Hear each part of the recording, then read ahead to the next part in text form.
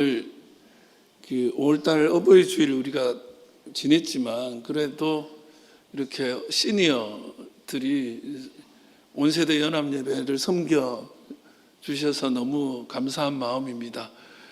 여러분들이 그 마음 함께 하시기 때문에 이렇게 큰 박수 치셨는데 우리 한 번 더 우리 어르신들 생각하면서 박수 한번.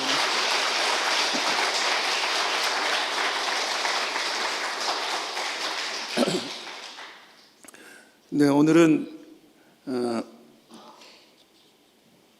사사기 14장 1절부터 4절의 말씀으로 과정이 중요하다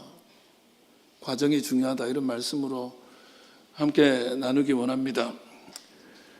우리가 이제 세상을 살다 보면 결과를 중요하게 생각하는 경우가 많죠. 결과만 좋으면 만사가 오케이인 거죠. 예. 기업은 이윤을 크게 냈다 그러면 수단이 어떤 수단이었든지 정당화되는 경우 있죠. 학생들은 점수를 잘 받을 수만 있으면 수단과 방법을 가리지 않는 모습을 보이기도 하고 학부형들은 또 그렇게 자녀들을 교육하기도 합니다. 심지어 교회도 부흥만 할 수 있으면 그 거룩한 과정을 소홀히 하는 경우도 많이 있습니다. 한 영화 대사가 이슈가 됐었죠. 실패하면 반역, 성공하면 혁명 아닙니까? 성공만 하면 그 과정은 어떤 모습이든지 상관없다는 거죠. 근데 여러분 과연 그런가? 오늘 이렇게 아이들도 있고 우리 청소년, 청년들도 있고 그렇지만 꼭 그렇지 않아요. 성공만 한다고 해서 그게 다 해결되는 게 아니라요. 과정이 얼마나 중요한지 그것을 좀 오늘 나눌 겁니다. 사실 정치인들도 당선이 목표니까 그 과정에서 공약을 막 하는데 말 그대로 공약이 빈 공약이야. 아무것도 없어. 당선되고 나면 까맣게 있는 게 공약인 사람들도 있죠. 여러분 너무 잘 아시는 마이클 샌델의 정의란 무엇인가, 하버드 대학 최고로 유명했던 강의 내용을 요약한 이 책의 내용이 그겁니다. 정의와 공정성에 대해서 논하는데 이 책의 내용은 어떻게 사람이 살아야 되는가 그 얘기를 합니다. 물론 정의롭게 살아야 된다라는 내용이겠죠. 근데 이 세상은 지금 결과를 너무 중요하게 생각하다 보니까 수단이라든지 과정을 무시한다는 거예요. 그래서 정의란 샌델은 말합니다. 결과만이 아니라 과정의 정당성에 있다는 거예요. 그 과정이 옳으냐는 거예요. 그래야 정의로운 거라는 거예요. 정의는 수단이 옳아야 결과가 의미를 가진다는 거예요. 잘 됐잖아 한다고 되는 게 아니라는 거예요. 그 과정에서 어떤 일이 일어났는지를 봐야 된다. 최근 세계 최고의 석학이라는 분은 유발 하라리입니다. 사피엔스라는 정말 시대의 명저가 있습니다. 여러분 안 읽으셔도 돼요. 제가 읽고 다 얘기해 줄 거니까. 이 책의 내용 그거예요. 우리가 이렇게 성공하고 문명을 이루는 과정 가운데 인간성을 잃었다는 거예요. 이렇게 위대한 발전을 이루었지만 인간의 인간됨을 잃어간다는 거예요. 그래서 결과 중심의 사고가 인류를 불행하게 만들고 있다 이렇게 만들고 있어요. 그래서 인류 역사를 통해 목적 달성에만 몰두하다 보니까 스스로 자기 파괴의 길을 걷고 있는 자신을 인류는 발견하게 된다는 거예요. 그리고 또 데이비드 브룩스라는 유명한 분이 계세요. 그분의 책에는 탁월함을 버려라는 책이 있어요. 그 책의 내용은 그런 겁니다. 성공보다 선함이 먼저다. 뭐라고요? 성공보다 선함이 먼저다. 그러니까 더 중요한 가치가 있다는 거예요. 그 과정, 그걸 중요하게 생각해야 된다. 이 성공지상주의 시대를 살아가는 우리들이 적어도 크리스찬이라면 그 성공지상주의에 매몰되지 말아야 되겠다는 거예요. 예수님 당시에도 거룩을 성취하기 위해서 수단은 불경건을 선택해요. 오히려 거룩을 이루겠다고 하나님의 말씀을 자기들 마음대로 왜곡해버려요. 수단이 잘못된. 오늘 삼손 스토리 여러분 너무 잘 아시잖아요. 여러분 많은 카타르시스를 주는 그런 내용인데, 그러나 이 삼손을 생각해 보면 그런 거예요. 이 받은 것에 비하면 인생이 참 불행했다는 생각을 하게 돼요. 그는 불행한 사람이다. 제가 최근에 수요 예배 때, 금요학로 기도회 때 다 삼손 얘기를 했어요. 오늘 이 말씀 나누기 위해서. 내가 만약에 삼손 같은 힘을 가지면 내가 삼손보다 잘 살 수 있을까? 이런 생각도 해봤어요. 그러나 삼손의 모든 스토리를 보면서 깨닫게 돼요. 삼손이 그렇게 행복한 삶은 아니었다. 삼손의 마지막 스토리가 어떻게 돼요? 사사기 16장 30절 같이 시작. 삼손이 이르되 블레셋 사람과 함께 죽기를 원하노라 하고 힘을 다하여 몸을 굽히되 그 집이 곧 무너져 그 안에 있는 모든 방백들과 온 백성에게 덮이니 삼손이 죽을 때에 죽인 자가 살았을 때에 죽인 자보다 더욱 많았더라. 예. 챗GPT한테 설명하고 그래달랬더니 저렇게 그랬더라고. 삼손이 죽을 때 자기가 살아서 죽인 블레셋 사람보다 더 많이 집을 무너뜨리면서 그 안에 있는 사람 다 죽고 자기도 죽었잖아요. 예. 멋진 마무리 같지만 역설적으로 삶이 불행했음을 또한 말해주는 거예요.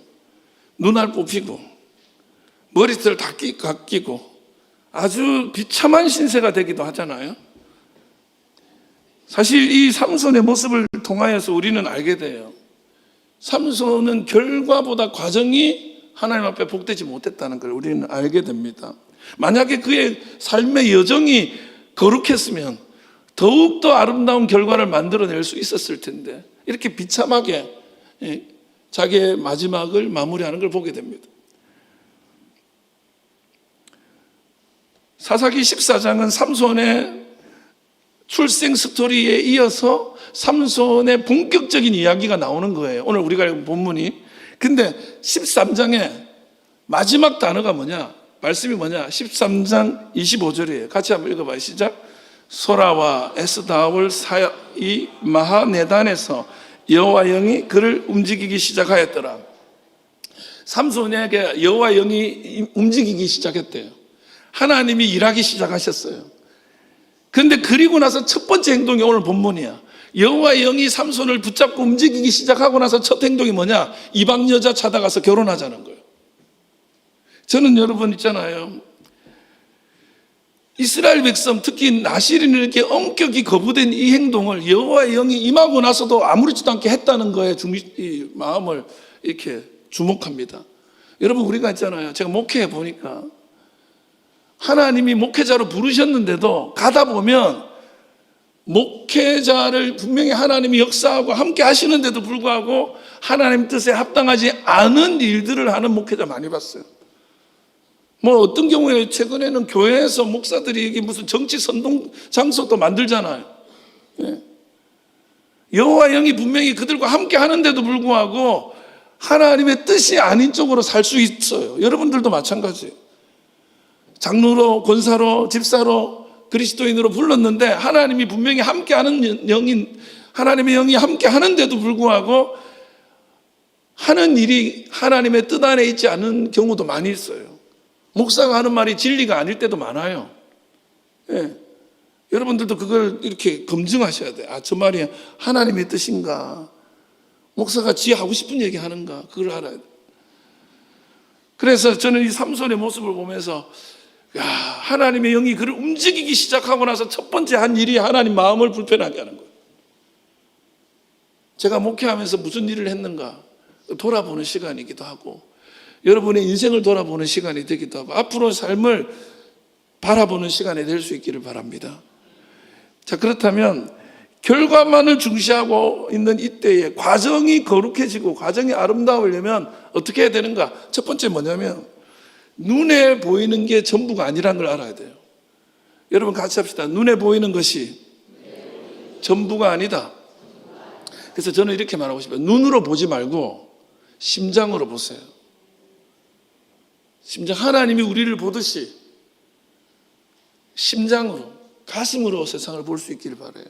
눈으로 보지 마세요. 눈에 보이는 게 다가 아니에요. 1절 말씀입니다. 같이 시작. 삼손이 딥나에 내려가서 거기서 블레셋 사람의 딸들 중에서 한 여자를 보고 여호와 영이 임해가지고 처음 나오는 스토리가 뭐냐? 블레셋 땅에, 이방 땅이죠, 딥나라는 동네에 내려가는 거예요. 거기서 블레셋 여인 하나를 본 거예요. 그리고는 첫눈에 반해버린 거예요. 그리고는 내 아내로 맞이해야지 이런 결정을 합니다. 근데 아내로 맞이해야지 하는 결정을 내린 이유가 뭐냐? 여러분, 남성들이 결혼하고 싶은 대상은 어떤 사람일까? 10대 사귀고 싶은 아가씨, 이쁘네. 20대 남자들 사귀고 싶은 아가씨, 이쁘네. 30대 사귀고 싶은 아가씨, 이쁘네. 60대 재혼하고 싶은 아줌마, 이쁘네. 자, 그냥 이렇게 남자들의 특징 중에 하나야. 근데 이게 보면 그 딸들 중에 한 여자를 보고 그랬어요. 보고. 히브리어로 라아거든요. 라, 눈으로 보다는 뜻이에요. 그냥 보는 게 아니라 이렇게 훑어보는 거야. 이렇게. 그리고는 여기 계속 미완료 용법이에요. 그게 뭐냐면 계속 쳐다보는 거예요. 이 남자가 이제 첫눈에 반하고 나면 어떻게 돼요? 안 보는 것 같아도 이렇게 보잖아요. 이렇게 옆으로. 지금 우리 교회 그럴 만한 여성분이 계신 줄 믿습니다. 안 보는 것 같아도 이렇게 착착착 쳐다보거든요. 근데 삼손은 나시린이에요. 아무나 볼 수 있는 사람이 아니야. 아무나와 결혼해서 되는 사람이 아니에요. 근데 배우자를 선택함에 있어서 하나님의 뜻이 있고 하나님의 말씀이 있는데 그거는 아니고 내 눈에 딱 든 거야. 자기 눈에. 자기 그 여인의 겉모습을 보고 그냥 판단해 버렸어. 그래서 어떻게 하냐? 3절 읽어봐요. 그의 부모가 그에게 이르되 내 형제들의 딸들 중에나 내 백성 중에 어찌 여자가 없어서 네가 할례 받지 아니한 블레셋 사람에게 가서 아내를 맞으려 하느냐 하니 삼손이 그의 아버지에게 이르되 내가 그 여자를 좋아하오니 나를 위하여 그 여자를 데려오소서 하니라. 부모님께 말했거든. 저 여자랑 결혼할래요. 그랬더니 너 나시린이야. 우리 이스라엘 사람들은 이방 여자랑 결혼하면 안 돼. 반대를 했더니 때를 쓰는 거예요. 그러면서 뭐라고 해요? 내가 그 여자를 좋아하오니 나를 위하여 그 여인을 데려오소서. 이렇게. 여기 좋아한다는 말 있죠. 번역을 사실은 잘못한 거야. 좋아하다 야샤르라는 히브리어인데 이게 뭐냐면 옳다는 거야. 내 눈에 옳아 보인다는 거야. 내 눈에 옳아. 여기 보면 내가 그랬잖아. 내가 좋사오니 내가 그 여자를 좋아하오니 그랬잖아요. 이 내가가 사실은 아인이야. 눈이란 뜻이에요. 그러니까 번역이가 내 눈에 옳아 보여요. 이렇게 얘기하는 거야. 하나님이 옳고 그런 판단을 내리시는 말씀이 아니라 내 눈에 옳으냐 아니냐를 보고 결정하는 거야. 근데 자기 눈으로 봤다.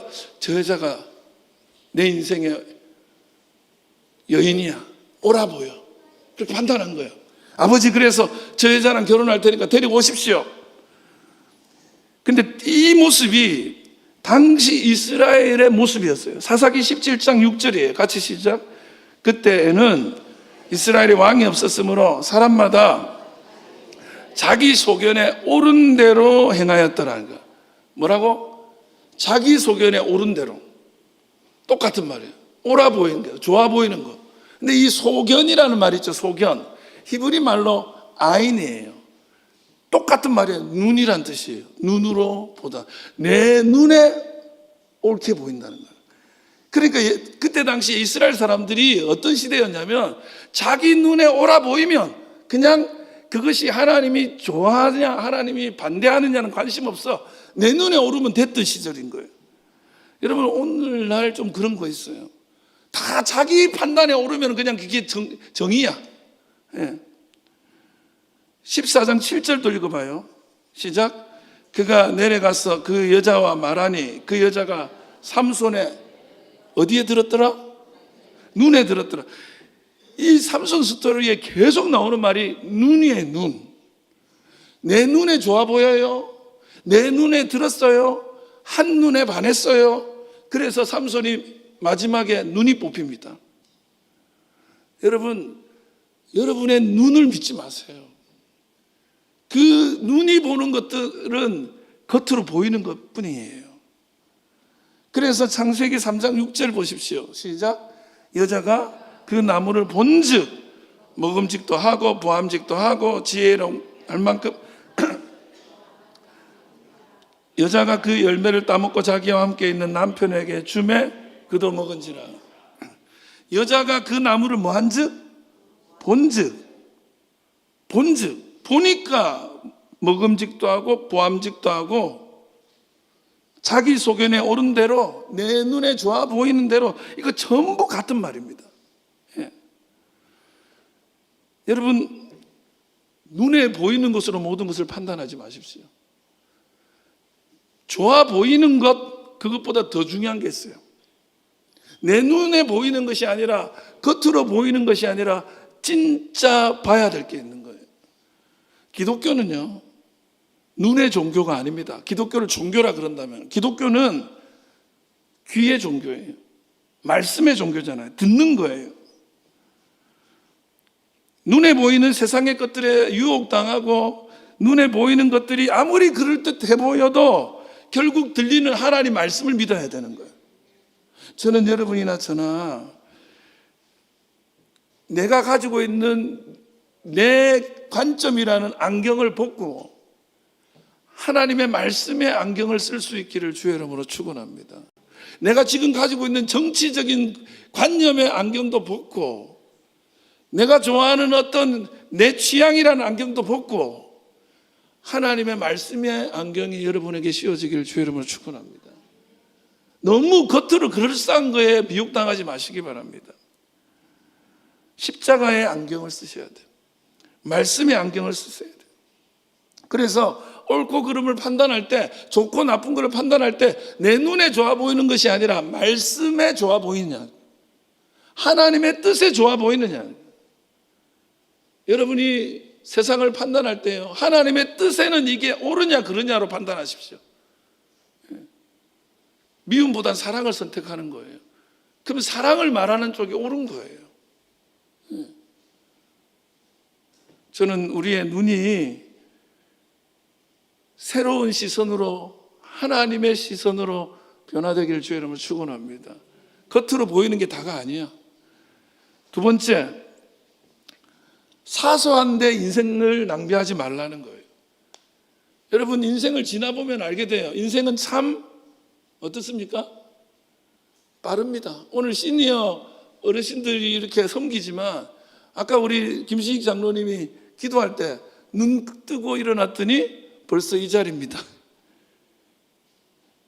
전도서 1장 2절에 나오는 게 헛되다는 게 헛되다는 뜻이 아니라고 했죠. 헤벨, 순식간이라는 거예요. 우리 인생은 헛된 게 아니라 짧은 안개처럼 있다가 금방 사라지는 안개처럼 짧은 거야. 너무 시간이 짧아. 그런데 사소한데 인생을 낭비를 하냐고요. 12절 읽어봐요. 시작. 삼손이 그들에게 이르되 이제 내가 너희에게 수수께끼를 내리니 잔치하는 이래 동안에 너희가 그것을 풀어 내게 말하면 내가 벼 30벌과 겉옷 30벌을 너희에게 주리라. 아버지에게 나 저 딥나 여인하고 결혼하겠습니다. 때를 쓰니까 결국에 자식 이기는 부모가 없잖아요. 그래가지고 결국 아버지의 허락을 받았어요. 그래서 약혼하고 결혼식 하러 가는 길에서 뭘 만났다? 사자를 만나요. 삼손이 만난 사자 어떻게 되겠습니까? 입이 찢어져서 죽어요. 오늘 우리 교회도 삼손처럼 사자의 입을 찢을 수 있는 사람이 나오기를 바랍니다. 엄마 아빠의 입을 찢지 말고 사자의 입을 찢. 근데 이제 사자 죽였어요. 근데 나중에 지나가다가 보니까 내가 죽인 사자가 저기 있네. 그래서 어떻게 됐는지 보니까 사자 그 시체에 벌들이 벌집을 지은 거야. 그래서 그 안에 뭐가 있어요? 꿀이 있네. 그래서 그 꿀을 꺼내가지고 먹어요. 그리고는 자기 부모한테도 이거를 줍니다. 이거는요, 시체를 만진 정결법에 완전히 걸리는 거거든요. 나시린이 절대 하면 안 되는 거예요. 그 시체, 자기가 죽인 시체를 만지고 그 안에 벌꿀을 꺼내가지고 단 거를 자기네 부모까지 그냥 더럽혔어. 근데 이걸 아무한테도 말 안 해요. 그리고는 어떻게 돼요? 결혼식을 하는데 피로연을 하거든요. 이스라엘의 결혼식은 거의 7일간 하잖아요. 근데 그 술 먹고 피로연 중에 퀴즈를 내는 거야. 여러분, 결혼했으면 피로연 했으면 축하하고 이렇게 하면 되잖아. 근데 갑자기 퀴즈를 내, 수수께끼를 내. 이거를 풀면 배옷 30벌, 겉옷 30벌을 준다면서 내기를 건 거예요. 수수께끼를 내면서. 이런 거를 왜 해요? 그러면서 낸 문제가 뭔지 아세요? 14절 읽어봅시다. 시작. 삼손이 그들에게 이르되 먹는 자에게서 먹는 것이 나오고 강한 자에게서 단 것이 나왔느니라 하니라. 그들이 사흘이 되도록 수수께끼를 풀지 못하였더라. 자, 삼손이 낸 문제가 뭐야? 먹는 자에게서 먹는 것이 나온다. 뭐예요? 자기가 죽인 사자가 먹는 자잖아, 원래. 그 먹는 자에게서 뭐가 나왔어요? 꿀 나왔죠. 그래서 먹는 자에게서 먹는 것이 나온다. 자기가 죽인 사자에서 꿀 얻은 이야기와 그 다음에 강한 자에게서 단 것이 나온다. 강한 자가 누구야? 사자잖아. 거기서 단 거, 꿀 나온 거죠. 자기가 죽인 사자 이야기를 퀴즈를 낸 거야. 누가 알 수 있어요? 여러분, 삼손이 그런 일을 했다는 걸 모르는데 이런 수수께끼를 내면 누가 알겠어요? 사흘 동안 못 푼 거야. 근데요, 풀다 못 푸니까 이 동네 사람들은 어떻게 하는지 아세요? 삼손의 처가 된 그 딥나의 여인을 막 정답 뭐냐고 알려달라고 네가 지금 우리가 남이가 그러면서 해가지고 정답을 알려줬다 안 알려줬다? 알려줬다 안 알려줬다? 둘 중에 하나인데 찍으면 되지. 승찬아 뭐라고? 승찬아 맞췄어. 그래. 알려줬다 안 알려줬다? 그래. 그게 못 이겨가지고 알려줬어요. 그러니까 어떻게 돼요? 삼손이 이거는 아무도 못 맞출 건데 이걸 맞추네? 화가 머리끝까지 난 거야. 자기 아내가 알려준 걸 안 거야. 그래서 어떻게 한지 아세요? 이 삼손이? 그 옆마을에 아스글론이라는 마을이 있어요. 그 마을에 가가지고 사람을 그냥 무단히 30명을 죽여요. 30벌 해주기로 했잖아. 그 30명을 죽이고 그 사람들의 옷을 노략질 해가지고 그 사람들한테 나눠줘요. 예? 자기가 그냥 심심해서 한 수수께끼 때문에 사람 30명 죽이고 그렇게 한 거야. 그 다음에 이런 얘기 반복이에요. 어떻게 합니까? 화가 너무 나가지고 여우 꼬리를 묶어가지고 거기다 불을 붙여. 그럼 여우가 꼬리에 불 붙으면 어떻게 돼요?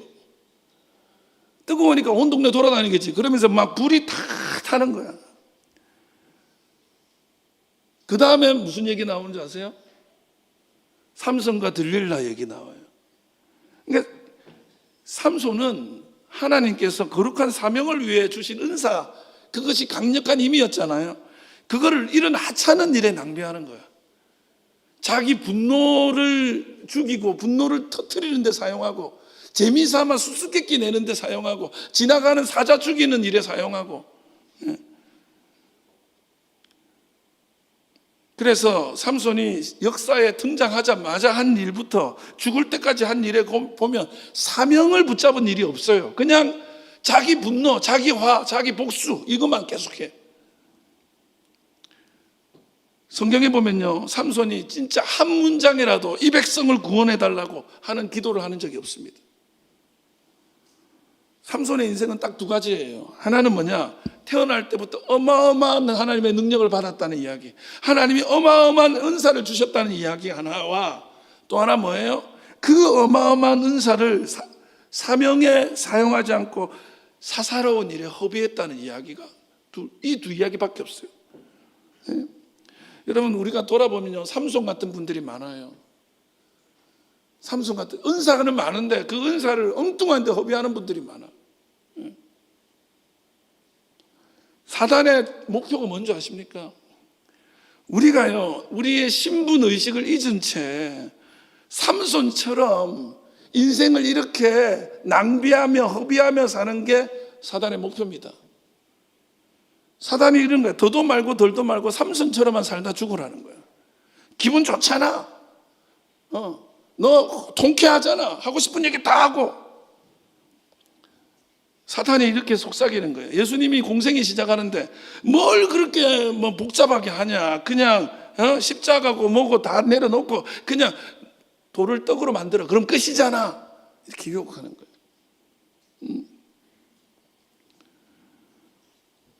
제가 올해 15년째잖아요. 누가 그런 얘기 하더라고요. 목사가 10년 이상 한 교회에서 목회하면 그냥 훌륭한 거래요. 할렐루야. 20년쯤 하면 그 목사는 성자급이래. 5년 남았다. 30년쯤 하면 그 사람도 아니래. 목사가. 그러면서 뭐라고 앉았어요? 아무것도 안 해도 된대. 그냥 잘리지 않고 붙어 있는 것만 해도 훌륭한 거래. 그 말이 얼마나 위험한 말인 줄 아십니까? 그냥 적당히 눈치 보면서 성도들이 싫어하지 않을 말만 적당히 하고 사고도 적당히 안 치면서 그러다가 한 번씩 좋은 말 해주면 다 좋아하지 않냐고. 그럼 적당히 하면서 오래 가면은 성자 취급받고 나중에 되면은 뭐 되는 거야? 예수님 동생쯤 되는 거야. 사람도 아니니까.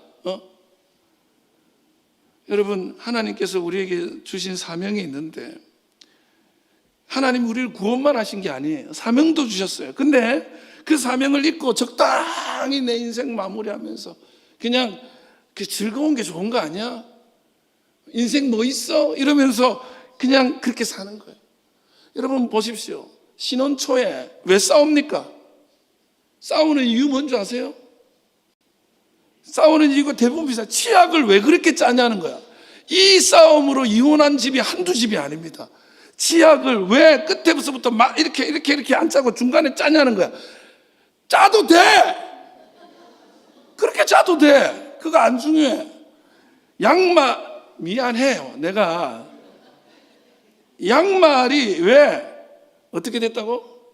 왜 뒤집힐 수도 있지. 그거 내 십자가의 길을 걷는 목사한테 양말 그게 뭐라고? 그러면서 이혼해요. 얼마나 많은 줄 아십니까?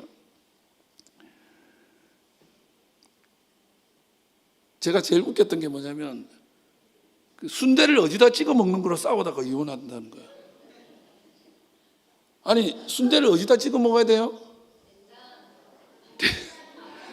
순대는 된장이야가 있고 순대는 소금이야. 뭐예요? 떡볶이에 찍어 먹는 거예요, 이 사람들아.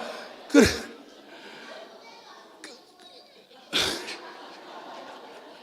아니 이게 뭐라고? 교회가요 싸우는데 어떻게 싸우는지 아세요? 강대상 위에 옛날에 이게 카펫을 빨간색으로 안 하면은 내 눈에 칼이 들어도 안 된대. 칼이 아니라 흙이지. 흙 뿌려. 강대상에 여기 빨간색이 왜 빨간색이냐? 보혈 색깔이야. 상관없어요. 제가 말씀드렸죠. 옛날에 성경책은 껍데기는 검정색, 옆볼때기는 빨간색. 왜 그래요? 우리의 죄를 보혈이 씻어줘. 그래서 허용되는 게 그 두 개 말고 황금색이 있어. 야, 정말 은색해. 괜찮아. 그거 괜찮아. 그거 아무것도 아니야. 걸리버 여행기에서 100년 동안 전쟁하는데 뭘로 전쟁했다고요? 뭘로 전쟁하는 나라를? 아니 홍차를 뜨거운 물을 먼저 붓고 홍차를 넣냐? 홍차를 넣고 뜨거운 물을 넣냐가 싸우가 전쟁하는 거야. 라면을 끓일 때 스프를 먼저 넣냐? 면을 먼저 넣냐? 안 중요해요. 그냥 먹으면 돼. 근데 제가 목회하다 보니까 인생을 마음과 시간과 물질을 사소한 데 낭비한 게 너무 많아요. 너무 많아요. 그러다 보니까 늘 힘들고 피곤한 거야. 진짜 중요할 땐 힘이 없어. 여러분 차를 타고 가는데 기름에 경고등이 들어오면 어떻게 해야 돼요? 기름이 잘 없어요. 많이 없어요. 이렇게 경고등 들어오면 어떻게 해야 돼요? 가능하면 전력이 낭비되지 않도록 라디오도 끄고 에어컨도 끄고 그렇게 가야 되는 거 아니에요? 최소한으로 에너지를 쓰면서 가야 되는 거야. 근데 우리가 막 쓸데없는데 막 시간을 허비하고 에너지를 허비하고 재정을 허비하니까 진짜 중요한 데는 못 가는 거예요. 우리 교회도 마찬가지예요. 진짜 중요한 데 에너지를 써야 되는 거예요. 그냥 별거 아닌 건 안 중요해요. 그래도 되고 안 그래도 되고 그런 거예요. 그래서 제가 목회하면서 제가 이거는 제 목회 비전입니다 하는 거 외에는 누가 이렇게 하자면 다 듣습니다. 그건 뭐 안 중요한데. 우리 혹시라도 청년들 결혼하면요. 그런 거 하지 마세요. 나는 치약 그걸 못 본다 이런 거 하지 마세요. 다 괜찮아. 사랑하면서 살기도 시간이 없어요. 부족해요. 순식간에 눈 뜨고 딱 떠보면 눈 감았다 떠보면은 벌써 나이가 칵 들어있어요. 목회하고 열심히 사는데 사역을 하는데 사실 저한테 그런 얘기해요. 목사님 왜 여행 같은 거 잘 안 가냐고. 저 마음은 그런 거예요. 구경할 거 다 구경하고 놀 거 다 놀고 쓰고 싶은 거 다 쓰면서 어떻게 목회하냐고. 다른 사람들은 능력이 돼서 그게 되는지 모르겠는데 나는 그게 좀 안 됐어요. 하나 하기도 부족해. 마찬가지입니다. 인생이 쉬운 것 같으면 이것도 하고 저것도 하고 오만 거 다 하면서 살겠지만 인생 만만치 않아요. 쓸데없는데 인생을 낭비하면 안 되는 거예요. 삼손이 우리에게 그걸 말해주고 있는 거예요. 사단은 너 삼손 봤지? 멋있잖아. 죽을 때 한 건 하면 돼.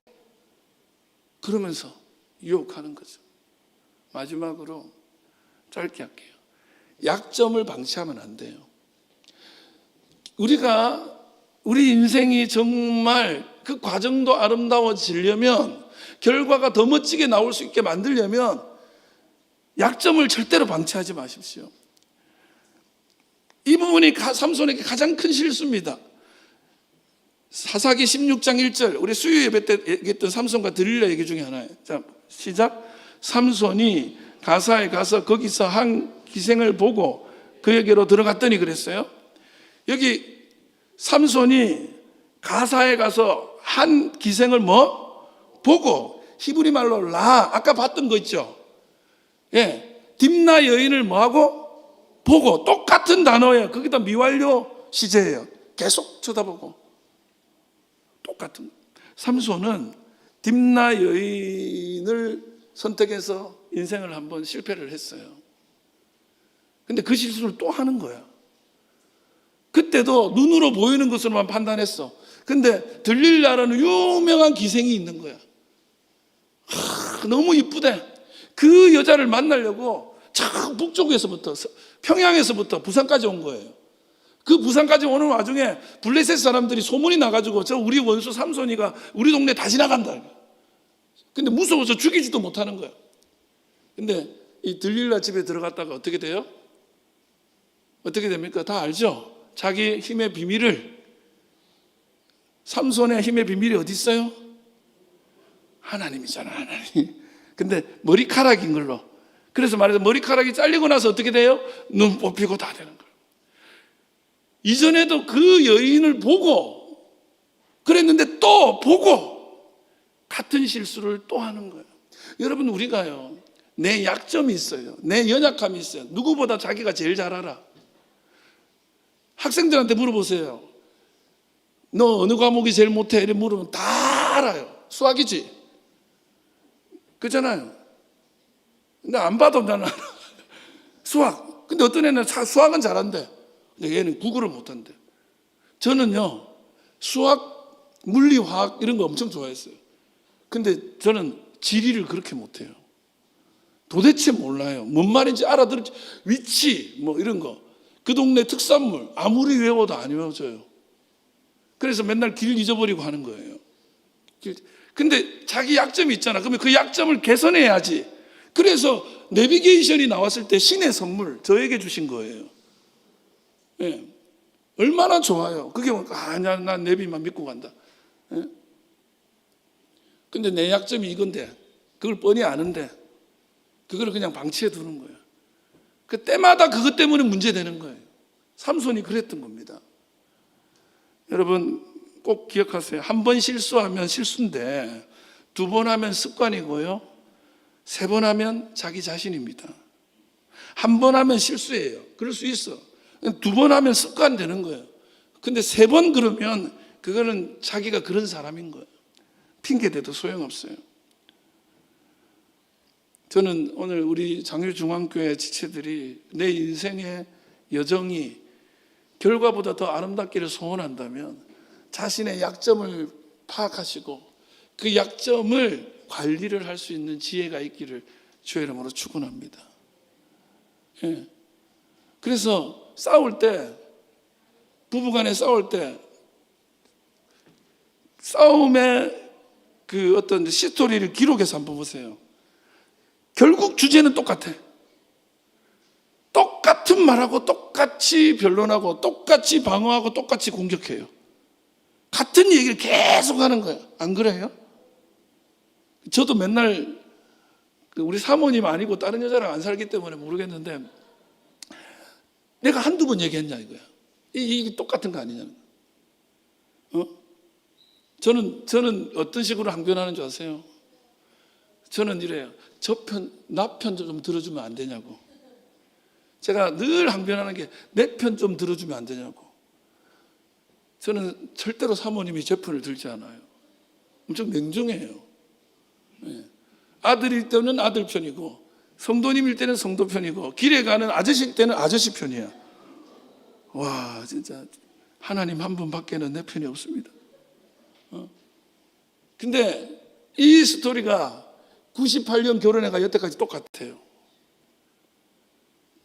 자기가 잘 안 바뀌는 거예요.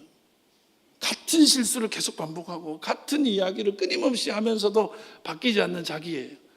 근데 이것을 계속 반복하면 우리의 삶의 여정은 지옥이 됩니다. 여러분 오늘 저와 여러분의 인생길이 아름답고 복된 길이 되려면 결과만 아름다운 게 아니라 그 여정 자체가 아름답고 거룩해지려면 우리의 약점을 관리를 할 수 있기를 주님의 이름으로 축원합니다. 말씀 마칩니다. 오늘 삼손 이야기 제가 우리 아이들이 있고 해서 일부러 좀 이렇게 오버하면서 얘기했어요. 그 동화책으로 얘기해 보려고 애쓰다가 또 그것도 잘 안 돼서 그런 부분이 있지만 사실 삼손 스토리가 교회 안 다니는 사람들도 많이 아는 스토리인데 그 안에 진짜 많은 우리들의 모습이 숨어 있어요. 우리는 삼손이 막 힘이 세고 뛰어난 사람인 줄은 알지만 삼손을 통해서 우리에게 하나님 무슨 말씀을 하는지를 잘 못 알아듣는 경우가 많아요. 근데 특별히 삼손은 받은 은사들을 낭비한 사람입니다. 저는 이 땅에 많은 삼손들이 있다고 봐요. 얼마나 많은 재능도 있고 하나님께 영광 돌릴 은사가 많은지 몰라요. 근데 그 은사들을 허튼 데 낭비하다가 그 인생을 정말 지리멸멸 있어도 그만 없어도 그만인 존재로 자기 스스로를 비참하게 만들어가는 사람들이 많습니다. 우리 아이들도 그렇고 우리 청년들도 그렇고 우리 학생들 그리고 우리 모든 세대가 인생에 내게 주신 하나님의 은사를 발견하고 그 은사에 합당한 삶을 살아내면서 동시에 내 안에 있는 문제와 연약함을 인정하고 그것을 대처할 수 있는 그것을 관리할 수 있는 그런 영적 담대함이 일어나기를 주의 이름으로 축원합니다.